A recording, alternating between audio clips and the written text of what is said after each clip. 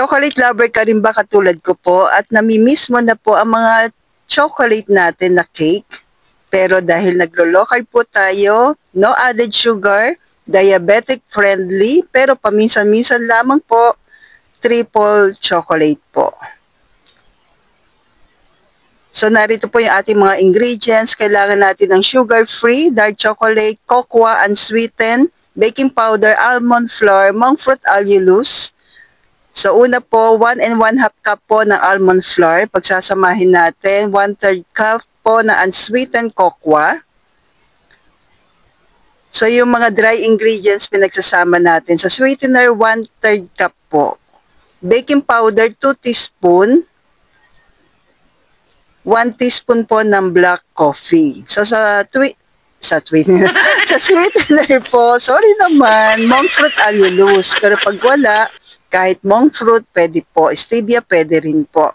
Okay, mix lang natin lahat ng dry ingredients. Para sa wet ingredients, 5 pieces po na large egg. Then add tayo ng 1/3 cup po ng coconut oil. 1 teaspoon po ng vanilla. Then, i-mix lang po natin. Mag-a-add po ako ng 2 tablespoon po para sa dry ingredients natin ng coconut flour. Then, mix lang po natin silang dalawa. So, kung umabot ka po sa part na ito po, pa-comment naman po kung tiga saan po kayo para alam ko lang po kung hanggang saan umabot ang aking video at nang kayo mabati ko po sa susunod po. Salamat po! Then, after natin ma-mix, naka-preheat na po yung aking oven dito ng 230 Celsius in 10 minutes. So, ibe-bake na po natin ito na 180 Celsius po in 40 minutes. Pero minsan, depende po sa ating oven.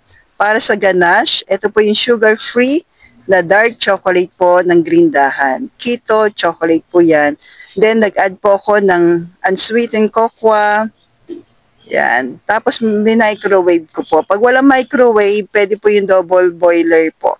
So, don't worry po. Ilalagay ko po dyan yung ingredients sa description po. Yan na. Ang sarap nito ka low carbs at guilt-free yung ating low carb chocolate po. The triple chocolate. Pero syempre, paalala, 1 slice lang po at a time. Tapos, lagyan lang natin ng sweetened cacao nibs na sugar-free din po ng Grindahan. So, narito na po. Nawa po'y ma-enjoy po ninyo at ng inyong buong family po yung ating no added sugar po na triple chocolate. So, stay healthy, stay low carb.